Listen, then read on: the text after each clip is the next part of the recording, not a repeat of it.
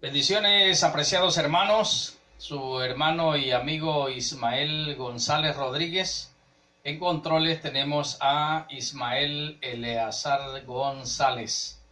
Hoy continuamos con nuestra serie de Berechit, Génesis, comienzo, inicios, el capítulo 6.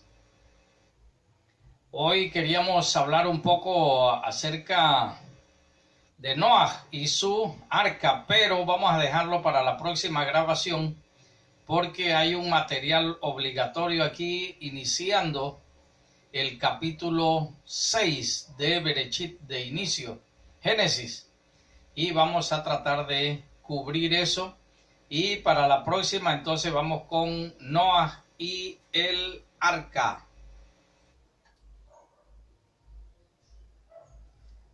Berechit capítulo 6, verso 1 nos dice: al tiempo, cuando los hombres empezaron a multiplicarse en la tierra, e hijas fueron nacidas de ellos, los hijos de Elohim vieron que las hijas de los hombres eran atractivas, y ellos tomaron esposas para sí, cualquiera que escogieron. Bien, esta información tenemos que tratar de entenderla, más bien interpretarla. Y para interpretarla, tenemos que hacerlo a la luz de la misma escritura. No podemos darle una interpretación en base a lo que nosotros pensamos que es, o con una mentalidad occidental, o peor aún, con una mentalidad romana, o con una mentalidad griega, o una mentalidad de otro tipo de cultura que no sea una mentalidad hebraica, pero basado especialmente en las escrituras. Entonces vemos dos grupos de personas aquí. Uno son los hijos de los hombres y otro son los hijos de Elohim. ¿Quiénes son los hijos de los hombres o las hijas de los hombres en este caso, y quiénes son los hijos de Elohim? Revisando material de algunas congregaciones importantes a nivel mundial, descubrimos que para algunas de estas congregaciones importantes a nivel mundial sostienen que los hijos de Elohim son los mensajeros celestiales. Eso en hebreo se conoce los malahim. En procedencia griega tendríamos los ángeles.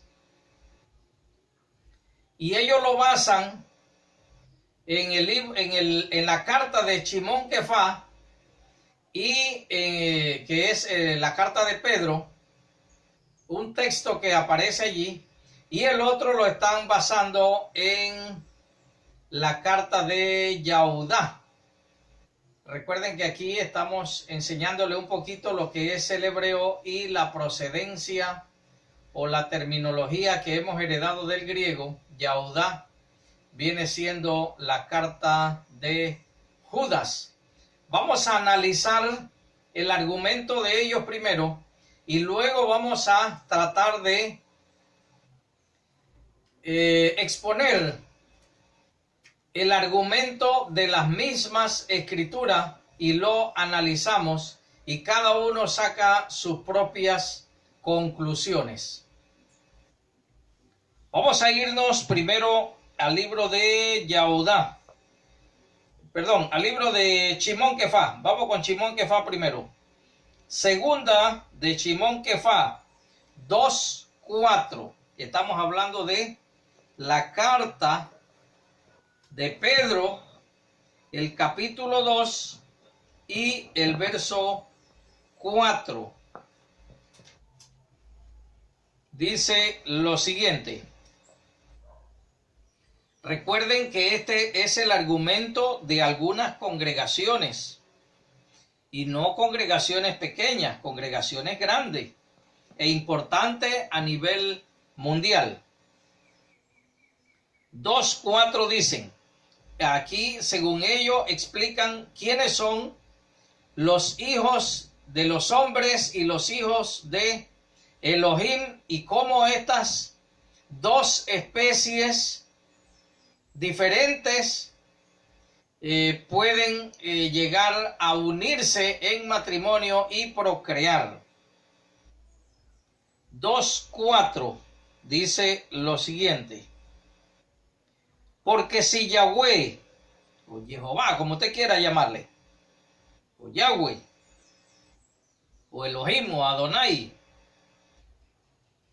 dice, porque si Yahweh no perdonó a los malahim, a los ángeles, a los mensajeros divinos, no los perdonó,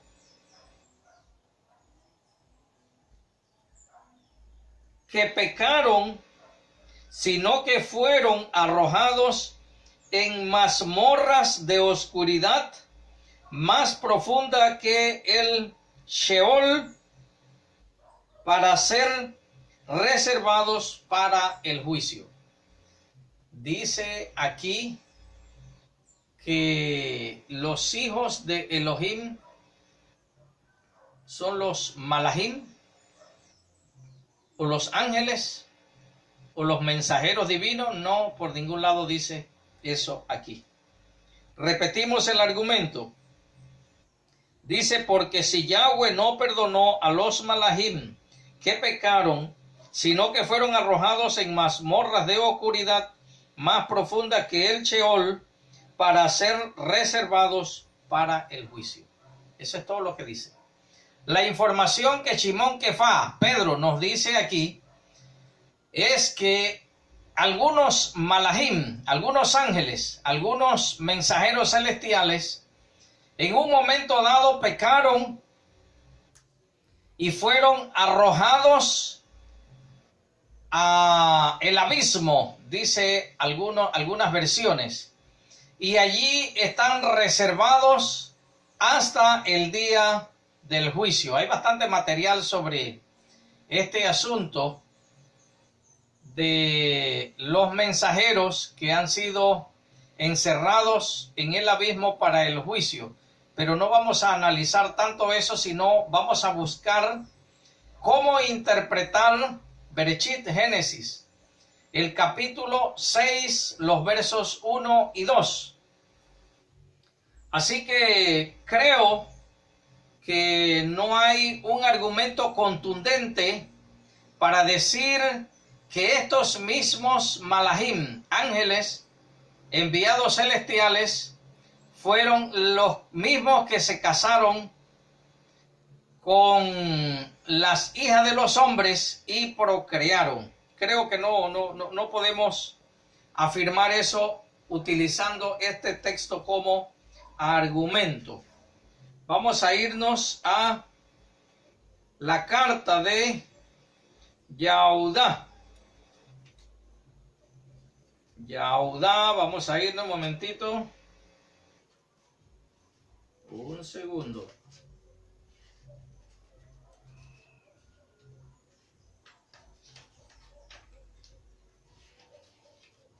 Aquí tenemos a Yahudá, Judas.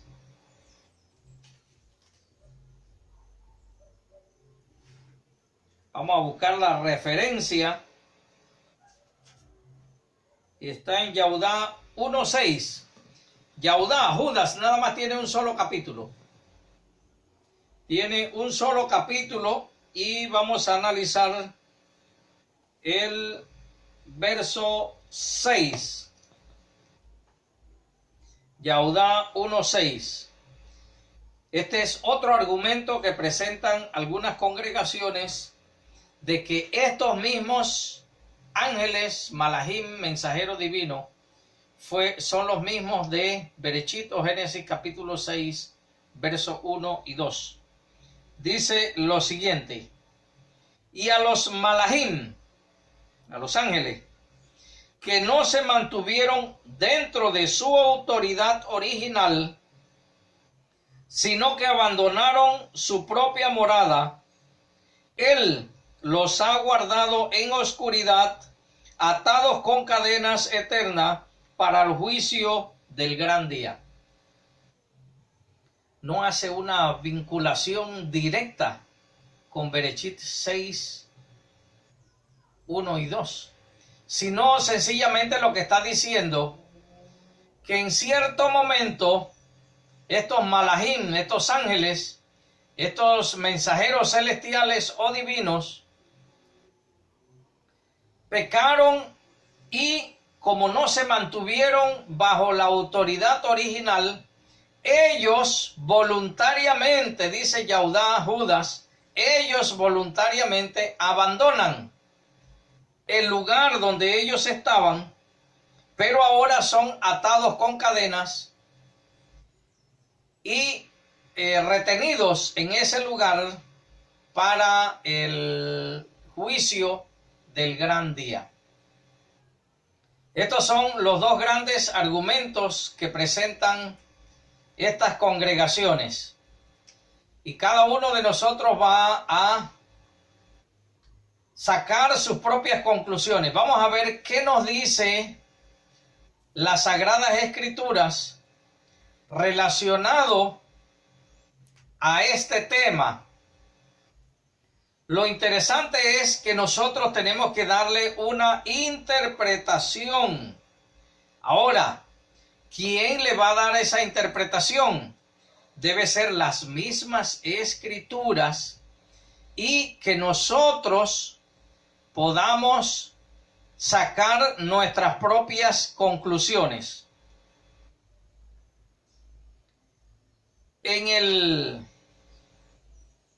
capítulo 3 de Berechit, estamos en el 6, vamos a regresar 3 capítulos y vamos a ver el verso 15, Berechit, Génesis 3:15, y ahí vamos a empezar a encontrar unas pistas que nos pueden ayudar de dos descendientes, los hijos del demonio y los hijos de la mujer.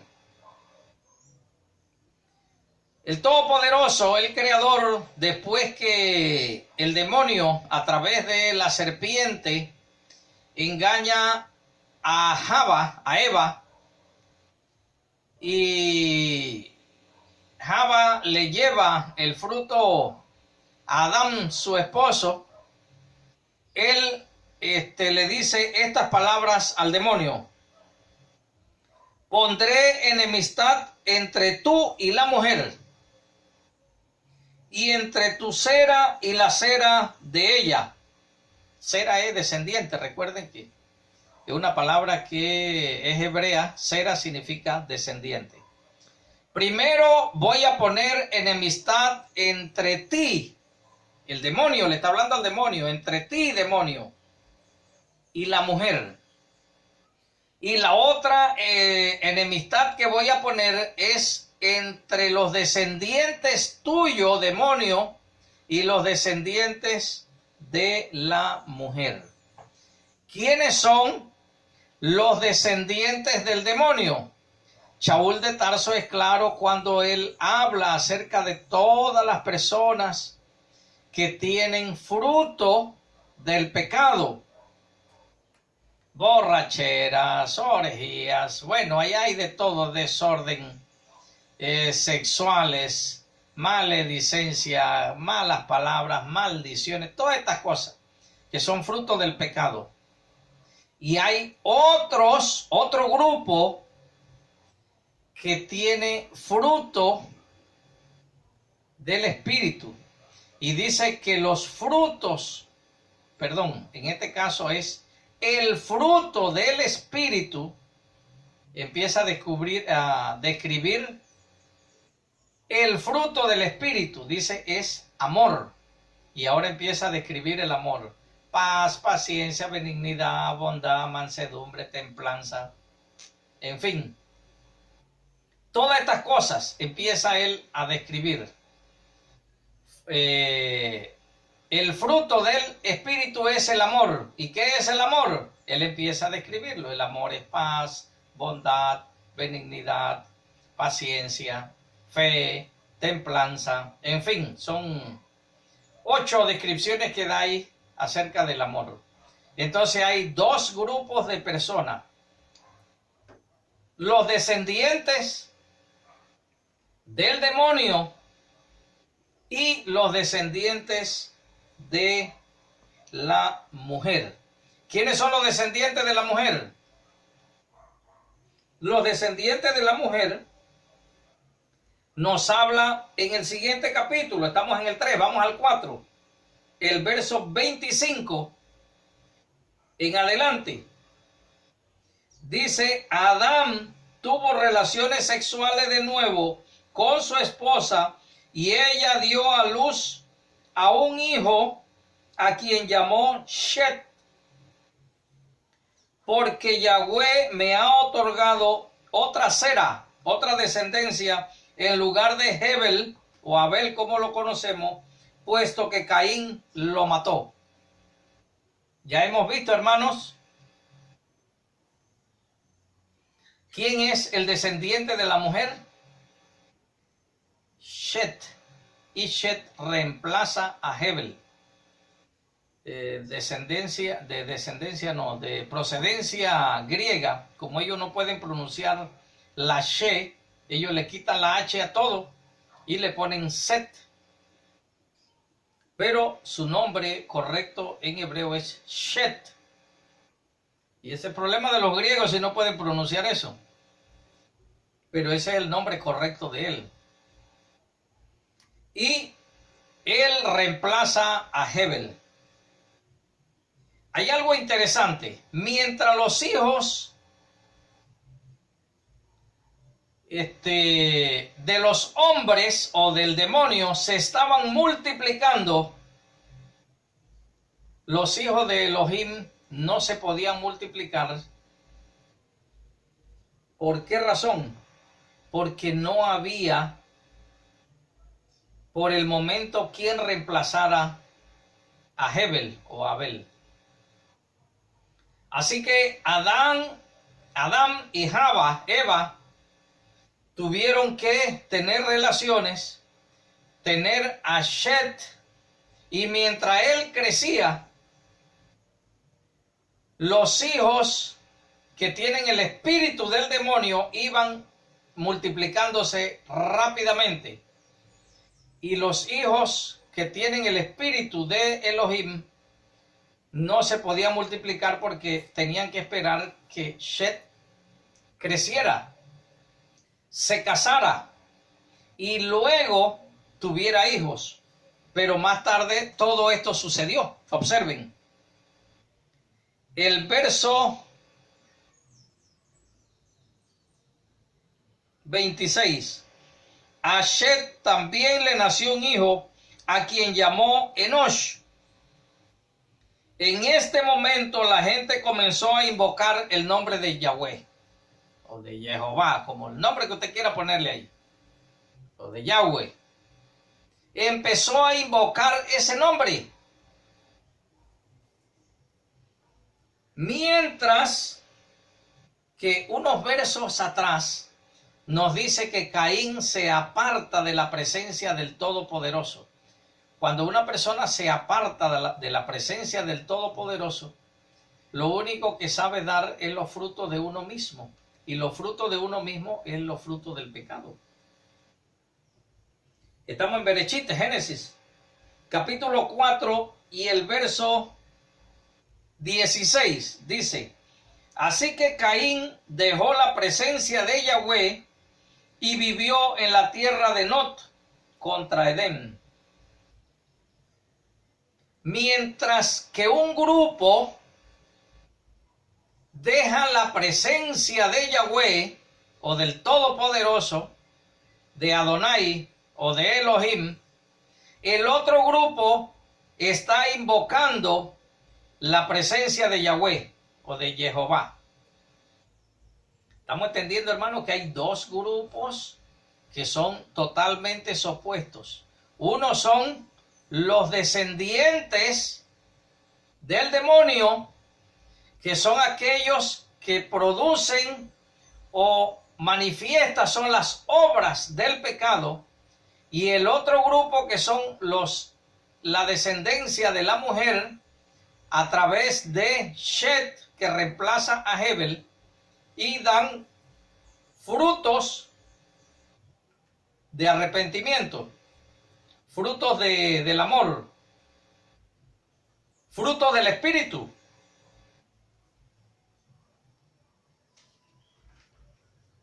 Por eso es que dice aquí: al tiempo cuando los hombres empezaron a multiplicarse en la tierra, e hijas fueron nacidas a ellos, los hijos de Elohim vieron que las hijas de los hombres eran atractivas, y ellos tomaron esposas para sí cualquiera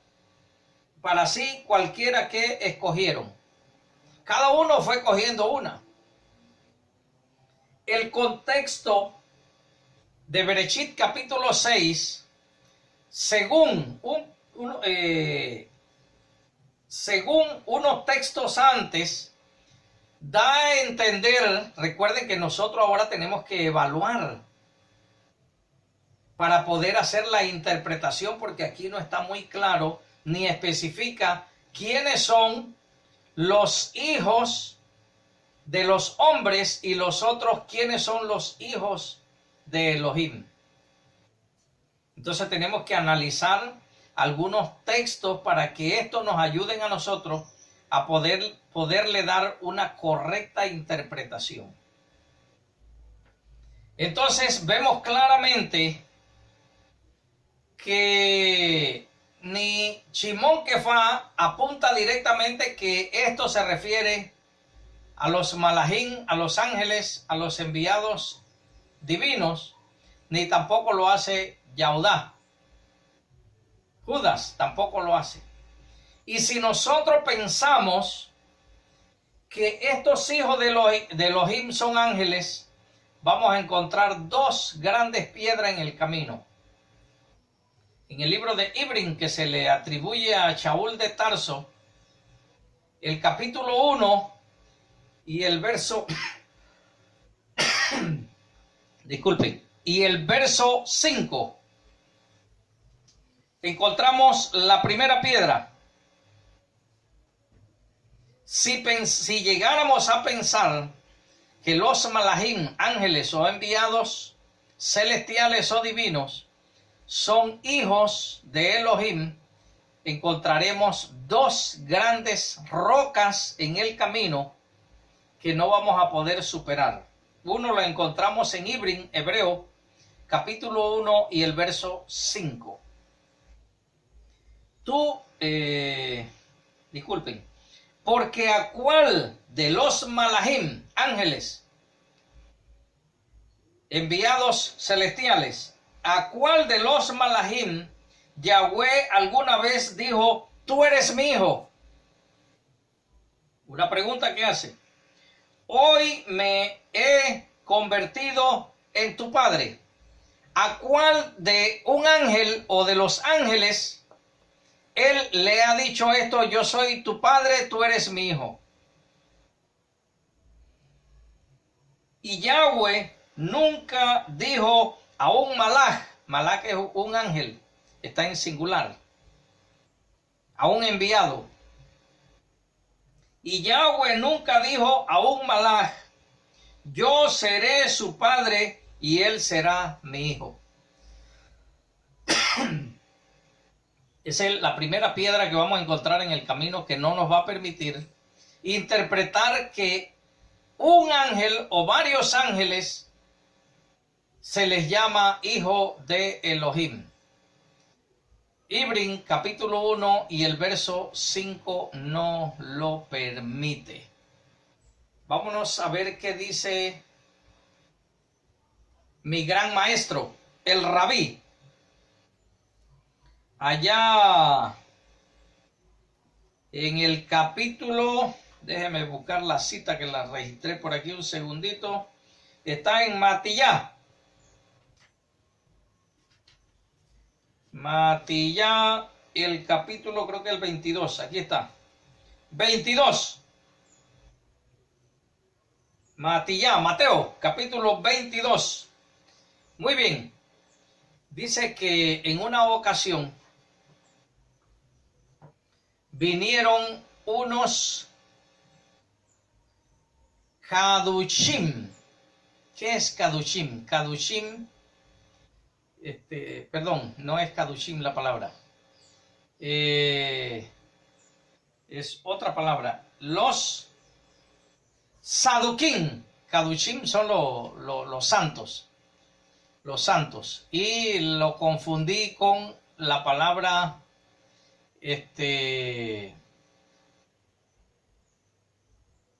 Saduquín. Saduquín lo conocemos nosotros y llega a nosotros como los saduceos. ¿Quiénes son los saduceos? ¿Quiénes son los saduquín? En el libro de Matillá, el capítulo 22, habla de que ellos llegaron hasta donde estaba mi gran maestro el rabí y ellos le hicieron una pregunta, pero vamos a definir primero quiénes son estos saduquín o saduceos, que son los mismos, lo único que uno es en hebreo y el otro está nos viene a través del griego. Estos son los descendientes de Sadoc. Sadoc viene por la línea de Aarón, por la línea de Eleazar, y llega Sadoc. Cuando Absalón, el hijo de David, hizo una revuelta para él quedarse con el reino, Sadoc, sacerdote, se puso de parte de David. Luego David gana esa batalla, Absalón su hijo muere, y cuando el rey Shlomo, dígale a un griego que diga esa palabra, Shlomo, no puede, así que ellos le pusieron Salomón. El rey Salomón, el rey Shlomo, en hebreo, hace el templo. Entonces Sadoc, sacerdote, llega a ser el sumo sacerdote para oficiar en ese templo. Los descendientes de ese Sadoc son los saduceos o los saduquín, que están entrevistando a mi gran maestro, al rabí. Observen lo que pasa. Los saduquín o saduceos, ellos solo creen en la Torá, no creen en el Tanaj. La Torá son los primeros 5 libros, el Pentateuco, las instrucciones, las enseñanzas, los primeros 5 libros. Mientras que los fariseos creían en todo el resto de lo que llamamos el Antiguo Testamento, que en hebreo eso se llama el Tanaj, Torah, Nebim, que son los profetas, Ketubim, que son los escritos. Los saduceos o saduquim no creen en la resurrección porque ellos no aceptan ni los profetas ni tampoco aceptan los escritos, que es donde está precisamente el tema bien explicado en las Sagradas Escrituras relacionado a la resurrección. Entonces le ponen a mi gran maestro, al rabí, así, eso significa rabí, mi gran maestro, le ponen una sheilá. Sheilá es una traba, un lazo que si lo tiras de un lado te amarra y si lo tiras del lado contrario también te amarra. Nosotros llamamos muchas veces una pregunta capciosa, una pregunta que para el lado donde tú tires te va a enredar y te va a amarrar. Y le dijeron: Rabí, entre nosotros hay una mujer que se casa con un hombre, pero el hombre se murió, y entonces como Moisés mandó a que el hermano tenía que casarse, se casa por segunda vez y también muere por tercera vez, cuarta, quinta, sexta y séptima vez, y todos los hombres se murieron. Y al final ella también se murió. Viene la pregunta. Vamos a irnos a la cita que está en Mateo, el capítulo 22, dijimos.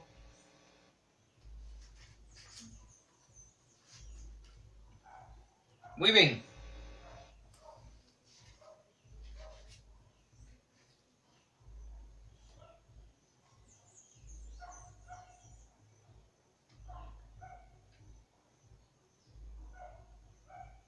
El verso 29 dice: Yahoshua les respondió: la razón por la cual van por camino errado, le dice a los saduquín, a los saduceos, la razón por la cual ustedes van por camino errado es porque son ignorantes del Tanaj. Ni siquiera le dijo ignorantes de la Torah. Le dijo: ustedes son ignorantes del Tanaj, del Antiguo Testamento, en otras palabras, y del poder de Yahweh. Dos cosas que ustedes ignoran. Verso 30. Porque en la resurrección ni hombres ni mujeres se casarán, más bien serán como malahim. Quiere decir que los malahim, los ángeles, los enviados divinos, no se casan. Son neutros, no son ni masculinos ni femeninos, son neutros. No pueden casarse. Además que ellos no tienen cuerpo, ellos tienen que tomar otros cuerpos para poder operar. En este caso son malahim que han o sido expulsados de ese lugar donde ellos estaban y servían. Disculpen. O ellos o del otro grupo que ellos mismos abandonaron el lugar donde ellos vivían porque no se sujetaron a la autoridad original. Entonces, estos son los dos grandes piedras, obstáculos que se va a encontrar una persona si dice que los malahim, los ángeles, fueron los que tomaron a las hijas de los hombres, que ellos lo mencionan como los hijos de Elohim, y tomaron a los hijos, a las hijas de los hombres, se casaron y procrearon con ellos. Volvemos a Bereshit, capítulo 6.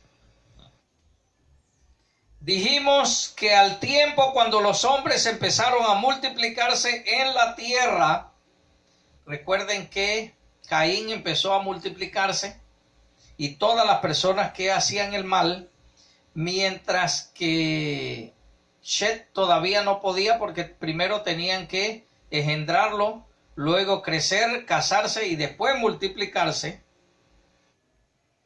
Y todo esto nos da a entender que los hijos de los hombres son los que tienen,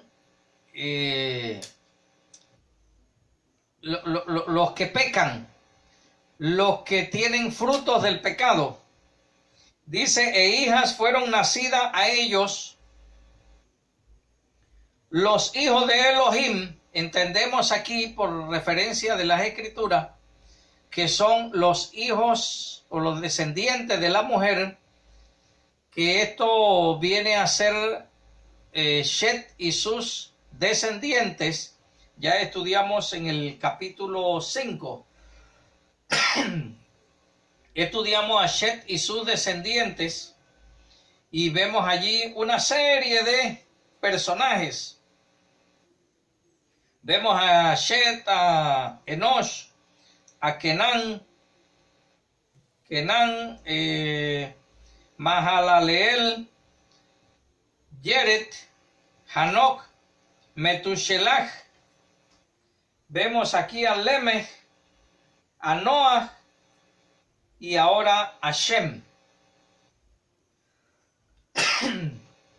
Entonces, estos son los que hacen la voluntad del Todopoderoso, aquellos que invocan el nombre de Yahweh o de Jehová, como usted quiera llamarlo, mientras que los descendientes de Caín no quieren estar en la presencia del Todopoderoso.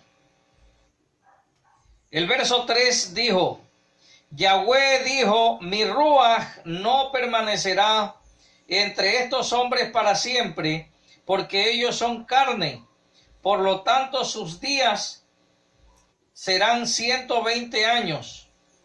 Ahora los gigantes estaban sobre la tierra en aquellos días, y después de eso, cuando los hijos de Elohim se llegaron a las hijas de los hombres, y ellos engendraron hijos a ellas, aquellos fueron gigantes de la antigüedad, hombres de renombre. En hebreo, esto se llama Nefilim. Nefilim. Lo que pasa es que cuando se hacen las traducciones, no se le da todos los significados de Nefilim. Nefilim es una persona que está fuera de los estándares normales. Un Mozart, por ejemplo, está fuera de de lo que es una persona normal. Un Nikola Tesla, fuera del patrón normal. Albert Einstein, es un nombre alemán, lo que pasa es que nosotros lo conocemos como Albert Einstein. Einstein, pues lo pronunciamos como si fuera norteamericano, pero es Albert Einstein. Stein, una piedra en alemán, una. Eins es una. Einstein. Está fuera del patrón normal. Eso es un gigante, un nefilín. Y encontramos muchos, pero muchos personajes, Tomás Alva Edison y muchos otros, que se le ha llamado gigantes, porque están fuera del patrón normal o del estándar normal de una persona. Hubo un hombre apellido Brown que medía 2,69. Es un gigante.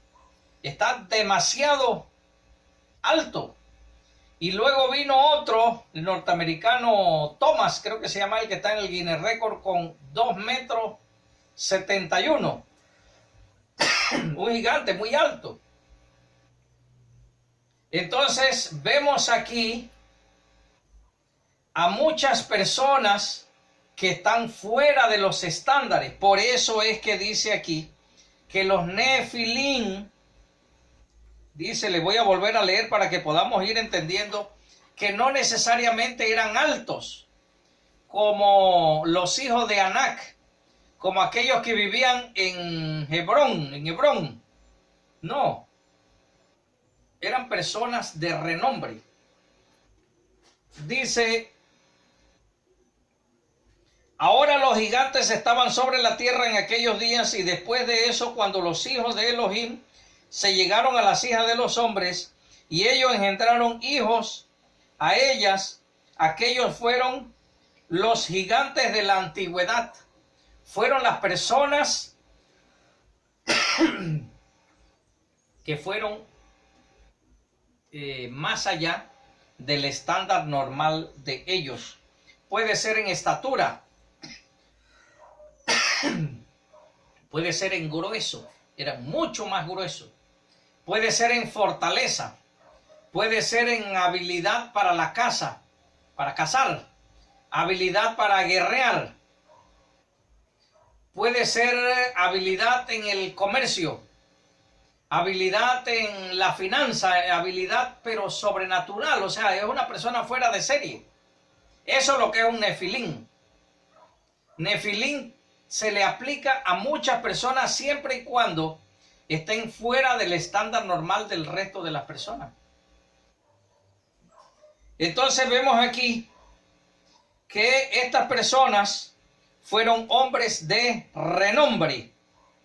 Dice: Yahweh vio que la gente en la tierra era demasiado perversa, y todas las imaginaciones de sus corazones eran siempre solamente de maldad. Yahweh lo llevó al corazón que él había hecho al hombre sobre la tierra, y lo lamentó profundamente. Algunas versiones hebreas dice y se arrepintió, pero eso contradice cuando el Señor dice en las Sagradas Escrituras que Él no es hombre para arrepentirse. La mejor traducción es que Él lamentó haber hecho al ser humano por la forma en que el ser humano se corrompe. Y Yahweh dijo: raeré de la faz de la tierra al hombre, al ser humano, a la humanidad, la cual yo he hecho, desde hombre y ganado, y desde cosas que se arrastran, a las criaturas que vuelan en el cielo, porque estoy exasperado que yo jamás los hice. Pero Noah encontró gracias a los ojos de Yahweh, de Jehová. Entonces, antes de pasar a estudiar la historia de Noah y su arca, es necesario prestarle atención a este tema. Yo quiero irme a Shoftim. Shoftim es Jueces. Vamos a irnos a Jueces, el capítulo 17, y vamos a encontrar un tema fascinante aquí que nos puede dar luces acerca de lo que las Escrituras entienden por padre y por hijo. Cuando dice hijo de los hombres y el otro dice hijo de Elohim. Hombre, la alergia me está atacando, y precisamente en este momento. Muy bien. Shoftim, Jueces, el capítulo 17. Vamos a darle la introducción ahí porque no vamos a tener mucho tiempo para poder explicar todo. Permítame un segundo. En las montañas de Efraín, estamos en Jueces capítulo 17, verso 1. En las montañas de Efraín había un hombre que nos llega a nosotros llamado Micaías. Y en hebreo esto es Mejayá. Luego a Mijayá se le llama Micá, una forma como acortada del nombre. Se le llama Mijá en hebreo y Micá, que nos llega así del griego. Él se apoderó de 1100 monedas de plata que su mamá tenía, y cuando ella se dio cuenta que había desaparecido el dinero, maldijo al que le había tomado el dinero, y el hijo le dijo: no, mamá, yo fui el que lo tomé. Y la mamá le dio una bendición al hijo entonces. Luego la madre toma 200 piezas de plata, va donde un platero y le dice que le haga una imagen tallada y le hiciera unas fundiciones, un enchapado en plata. Así que el platero le hizo esto a la mamá de Micaías, Mijayá, y él tiene un efod. Un efod es como, es un vestido como una camisa, pero no tiene manga, y es cortita, que llega a la correa. Cuando uno usa vestido formal, muchas veces se pone ese efod que es sin manga, se pone una franela, una camisa manga larga, viene ese otro vestido sin manga, y luego viene el traje o el saco, como a veces se llama. Entonces es un chaleco, tipo chaleco así, pues, que no tiene manga y es corto, más o menos así. Ellos eso no lo ponían en un lugar así por así. Ellos hacían una imagen divina. Podía ser de madera regularmente. El que tenía más plata podía mandar a hacer una imagen divina de piedra, y cogían ese efod y allí era que lo ponían, o sea, cubrían a esa divinidad según ellos. Y cuando el sacerdote iba a oficiar, desvestía a la divinidad y se ponía él ese efod.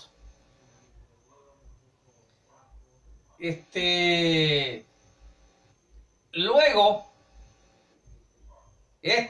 Mijayá, Micaías, toma a uno de los hijos y lo aparta como sacerdote, lo consagra como sacerdote. Mijayá, Micaías, ya era un hombre viejo, tenía hijos adultos. Perdón, tenía hijos adultos. Y entonces el hijo era que oficiaba allí. Pero vino un joven que en el capítulo siguiente, Jueces, Shoftim, en el capítulo 18 le da el nombre de Jonatán, como lo vemos, para que sea más fácil para nosotros poderlo entender. Jonatán era hijo de Gersón y nieto de Moshe o Moisés. Ese era este joven que llega a la casa de Mijayá o de Micaías. Llegó allá buscando trabajo, un lugar donde vivir. En la mayoría de las versiones dice que era nieto de Manashe. Le hicieron un cambio de una letra ahí para que no dijera Moshe, sino Manashe. Y es que los escritores estaban tan avergonzados que Jonatán, nieto de Moshe, fuera o sirviera como un sacerdote idólatra. Y ellos tratan de esconder el nombre de Moshe ahí, pero son delatados porque los textos más antiguos no dicen Manashe, dice Moshe. Y esto es normal, esto no es algo anormal en las escrituras, no, esto se repite muchas veces. Hay un libro que se llama Job, que lo conocemos como Job. Job. Ahí hay una frase que la esposa de él dice: maldice a tu Elohim y muérete. Pero hay muchas versiones que dicen bendice a tu Elohim y muérete. No dice bendice en lo original. En los textos más antiguos dice maldice. Pero ellos no pueden concebir que el Todopoderoso sea maldecido por alguien. Entonces ellos cambian maldice y solamente le cambian una letra. De maldice a bendice. Y entonces esto es normal. Así que ellos, con las ganas de ocultar el nombre, porque más adelante, cuando estudiamos las crónicas, en los tiempos de David, nos vamos a dar cuenta que no dice Manashe, dice Moshe. Entonces se les pasó a los escribas hacer ese cambio allá también. No hay tiempo para ver todo esto, pero usted lo puede investigar. Y usted se va a dar cuenta que Jonatán, el que llegó buscando trabajo, donde Micaías, Mijayá, era un nieto de Moshe, hijo de Gersón, llamado Jonatán, que nos llega a nosotros así por lo griego. Él era levita. Así que vamos a leer un poquito acerca de esta historia y nos vamos a ir al verso 7. Estamos en Shoftim, Jueces, capítulo 17 y el verso 7. Dice: había un joven, ya le dije que se llamaba Jonatán, de Beit-Lehem. Beit o Bet. Bet es la segunda letra de el alefato hebreo y significa casa. Algunos dicen Bet, otros dicen Beit. Lehem, lehem, pan. Pan. Pan en términos generales, porque hay muchas clases de panes y cada uno de esos panes tiene un nombre. Pero pan en términos general es lehem. Beit lehem o Bet lehem. Los griegos, para no enredarse, le ponen Betel y ya se libran de ese enredo. Pero en hebreo es Bet lehem, la casa del pan. También se traduce como la casa del panadero. Se puede traducir como panadería. De Betel, de Betlehem, Beit-Lehem, en Yahudá, Yahudá es Judá, de la familia de Yahudá, que era un leví, o levita pues. Él se había estado quedando en Beit-Lehem, pero se fue de allí para encontrar otro lugar y vino a las montañas de Efraín, donde eventualmente fue a la casa de Mijá, o de Micá. Mijá le preguntó: ¿de dónde vienes? Él respondió: yo soy un leví de Betlehem en Yahudá y estoy buscando un lugar donde vivir. Buscando trabajo, en otras palabras, para ser claro. Dice: Mijá respondió: quédate conmigo, sé un padre y Cohen, un sacerdote, para mí, y yo te daré 10 piezas de plata al año, además de ropa y comida. Así que el leví entró y acordó quedarse con el hombre. El joven se convirtió como en uno de sus hijos. Ahora tenemos que desenmarañar este enredo aquí, porque Micaías, Mijayá, siendo viejo, le dice a este jovencito: sé padre para mí y sé sacerdote para mí. Oye, ¿cómo yo teniendo 58 años le voy a decir a un jovencito de 17, 18, 20 años: oye, tú puedes ser papá mío? En nuestros tiempos eso es inconcebible.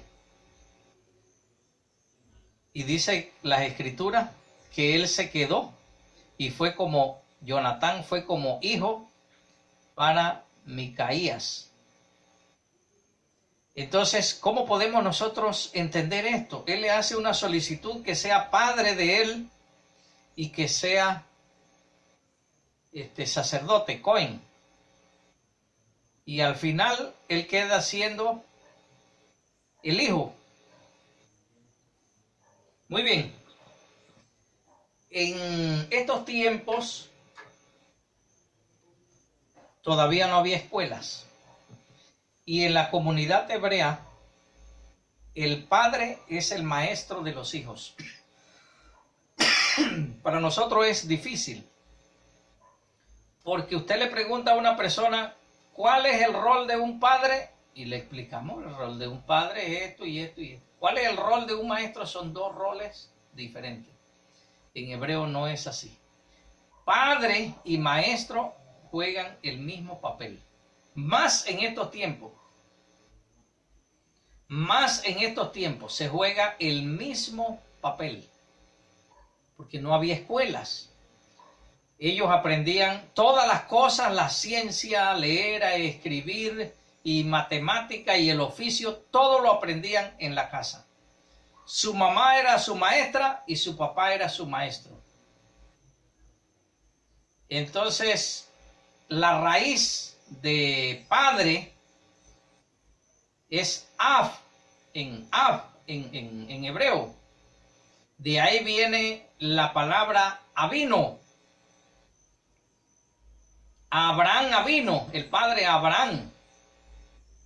Pero también viene otra raíz que es muy parecida y ligada, que es Rav. Rav significa abundancia, abundante, más bien, abundante. Y eso se le aplica entonces al maestro, Rav, el rabí.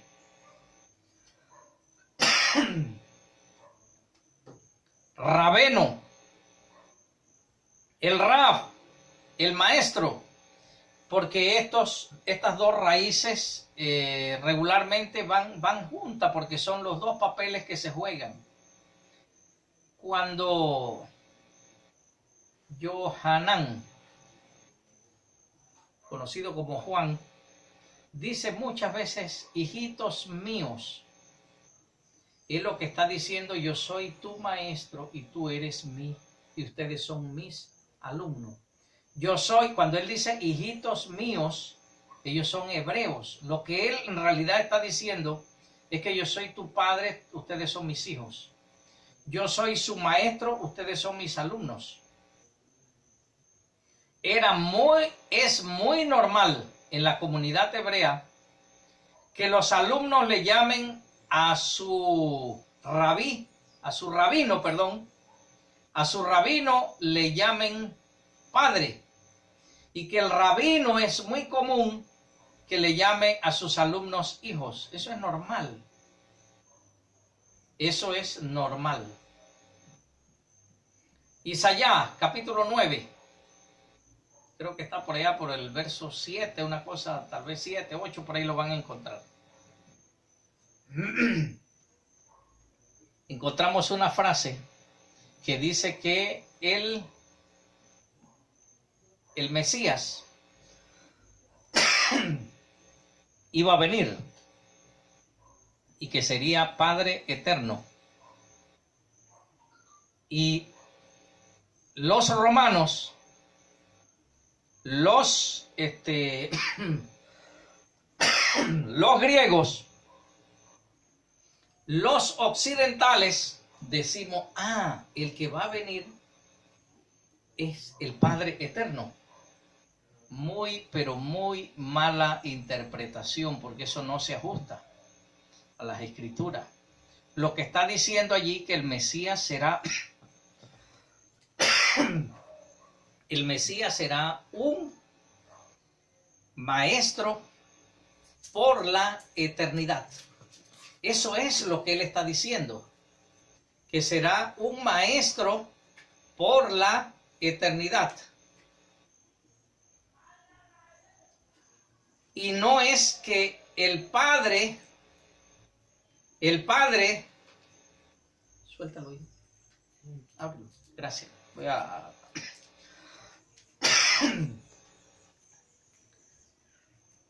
ponerme una pastillita en la boca y a ver si la alergia me quiere dejar. Entonces, a veces se malinterpretan las escrituras porque desconocemos y hacemos las interpretaciones a lo que nosotros pensamos que es. No, el Mesías será un padre un padre o maestro por toda la eternidad. Gracias. Muy bien. Seguimos. Entonces, así hay muchos, pero muchos textos que se le da una mala interpretación. Vamos a terminar la parte aquí de Jueces. Dice, había un joven de Betlehem en Yahudá, de la familia de Yahudá, que era un leví. Él se había estado quedando en Betlehem, pero se fue de allí para encontrar otro lugar y vino a las montañas de Efraín, donde eventualmente fue a la casa de Mijá. Mijá le preguntó, ¿de dónde vienes? Él respondió, yo soy un leví de Betlehem en Yahudá y estoy buscando un lugar donde vivir. Otros traducen donde trabajar y está perfecto. Mijá respondió, quédate conmigo, sé un padre y Cohen, sacerdote, un maestro y sacerdote para mí, y yo te daré 10 piezas de plata al año, además de tu ropa y comida. Así que el leví entró y acordó quedarse con el hombre. El joven se convirtió como en uno de sus hijos. Ahora no es alumno, es como uno de los hijos de él, hijo ya que no es alumno, sino hijo. Después que Mijá había consagrado a Leví, o sea, quita al hijo de él y consagra o aparta, le hace una ceremonia especial a Jonatán, a Leví. El joven se convirtió en su Cohen, en su sacerdote, y se quedó allí en la casa de Mijá. Mijá dijo, ahora yo sé que Adonai me tratará bien porque tengo un Leví por Cohen, por sacerdote.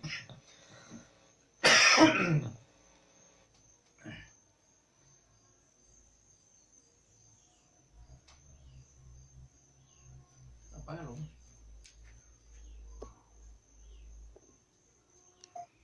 Muy bien, seguimos. Una pequeña interrupción ahí, pero vamos adelante. Dice Bereshit, Génesis capítulo 10 y el verso 8.